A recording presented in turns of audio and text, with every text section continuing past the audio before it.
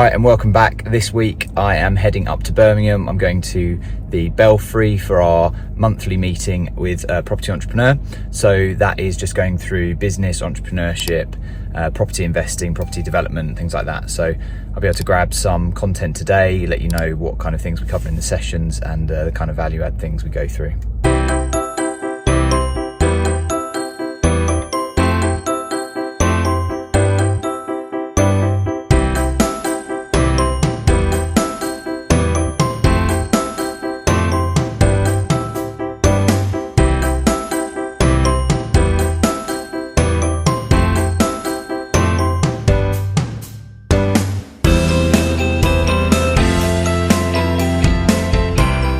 So a really good first session this morning at Property Entrepreneur Advanced at Belfry. We covered personal cash flow management, so just going through sort of fundamentals of personal budgeting and sort of working on the basis that if you can't control a personal budget, then obviously how are you going to control business budgets?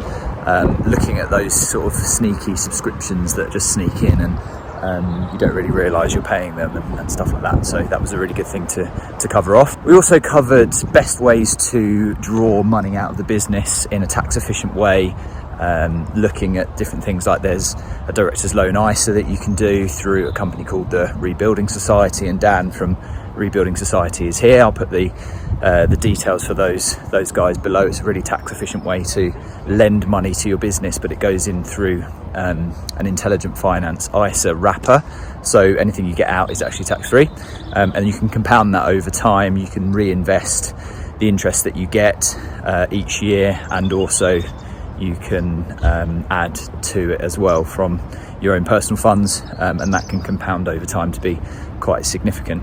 So that was really good. That was the director's loan ISA, and there was a load of other tax efficient ways to sort of within the tax rules draw money out of the business. To get run over by a golf cart there. So the other thing we went through was sort of this time of year in the property entrepreneur calendar. So we split the year into 4 quarters in line with the seasons, and at the moment we're coming to the end of winter, which ends at the end of March, and this quarter is really about focusing on winter hit lists and systems and business planning for the next year, so financial year starting from April, and really both working on the business plan and really signing that off and finalising what the business plan is from April, in line with the strategy, going through the business modelling, but also the winter hit list items, which is sort of like in the winter, it's generally a quieter time of the year, days are shorter, and you really want to focus on the systems and the processes and systems and assets that will help you in your business. So in our businesses, we've gone through a whole bit of work around defining what are the things that will help us in the next year, whether it's new templates, new contracts, new processes,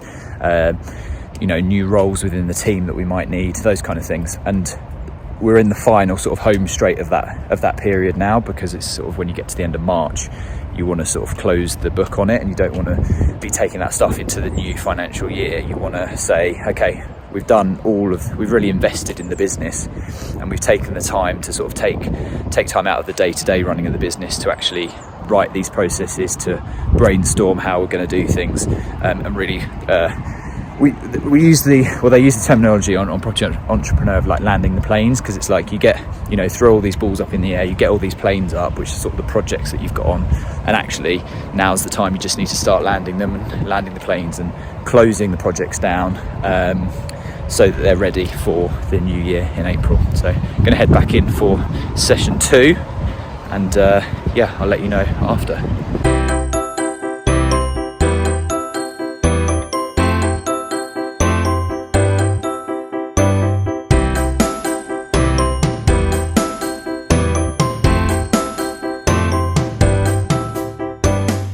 So a good second session that we've just finished, just heading for lunch. It's a bit wet actually, so I'm not going to stay out here for too long, but started off with some sad news actually, that one of the guys that's on Property Entrepreneur sadly passed away, and sort of was struggling with his mental health, and passed away I think last week it was, which is very, very sad, and ties in with our the charities that we're supporting this year. So each year we do something called Get Up Give Back, supporting charities. I've done a video on it last year when we were were raising money last year. So this year it's a 150 million step challenge that we're doing, and we're aiming to raise £150,000 for 2 charities. One is Lucy Rayner Foundation, which supports with counselling and services in the community and in schools for people with mental health challenges, and provides great resources for that. And then we had a presentation today from a charity called Strong Men, which basically supports bereavement counselling and support for people that have experienced losses, whether that's through suicide or through other means. So we had a presentation on that. So that was another great charity. So we're supporting those 2 charities. I'll put the details below. Actually, on Wednesday on the programme, they said there was a challenge to try and raise as much money as possible, and if they could get over a certain threshold, one of the guys would get his head shaved.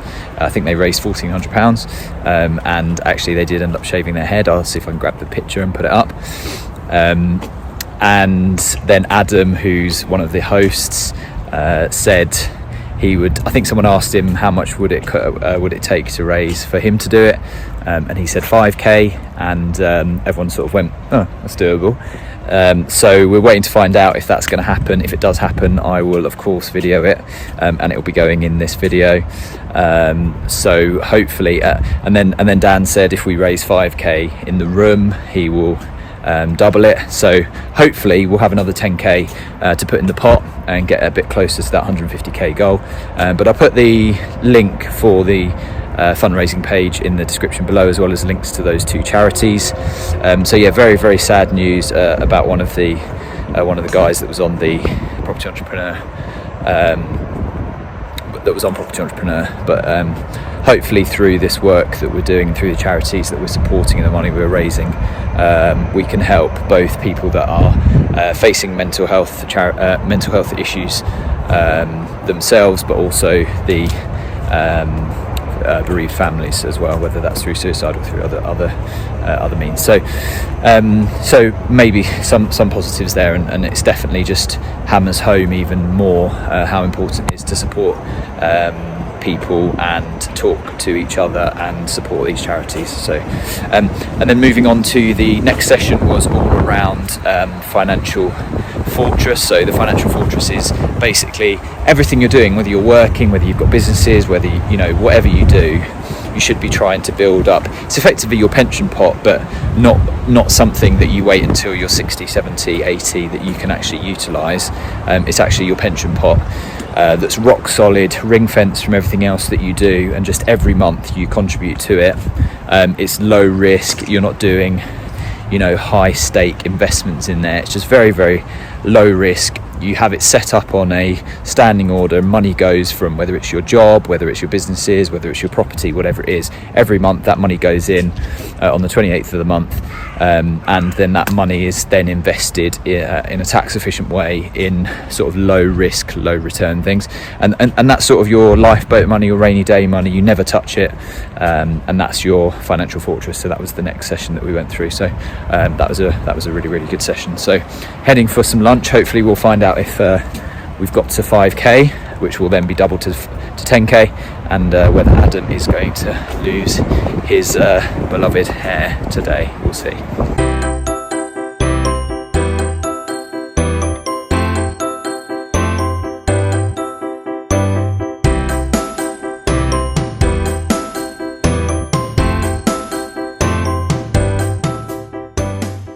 Right, so ladies and gents, Adam jokingly said this afternoon, based on a very charitable donation we had on the programme on Wednesday, where a few of the delegates off the cuff said that Martin on the programme said he'd shave his head if we could raise £1,400 for charity, and in the room they raised £1,400, which we were celebrating earlier, and Adam said, yeah, I'd shave my head, but you'd have to give me £5 grand, ha ha ha, walked off the stage.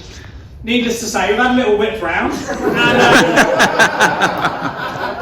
and I would like to reveal the results. Drum roll, please.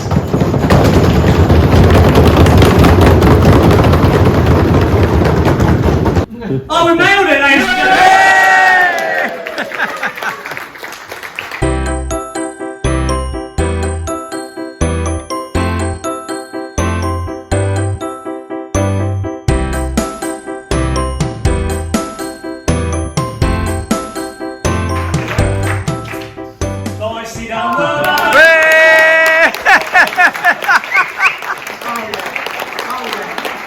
So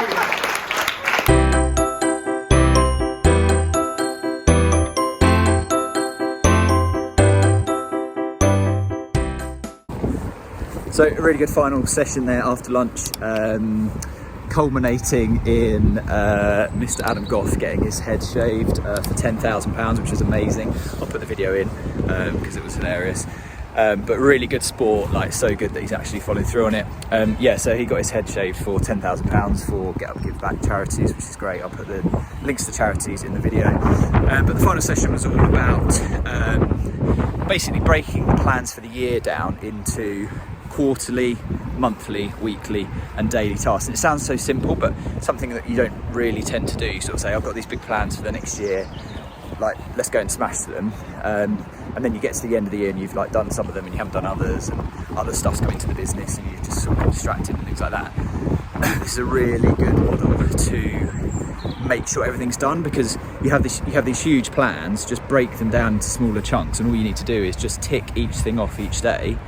You break your annual down to your quarterly, so to do that, to do something on an annual basis, what do you need to do per quarter, what do you need to do per month, per week and per day, and as long as you just tick those off each day and each week, you get to the end of the month and you've done what you needed to do. You get to the end of the quarter, you've done what you needed to do. By the end of the year, you've achieved the goal. So really excited to look at implementing that this year and see how it works. And yeah, just buzzing that raised £10,000 for that charity, for the charities we're supporting, and see how long it takes Adam to grow his hair back.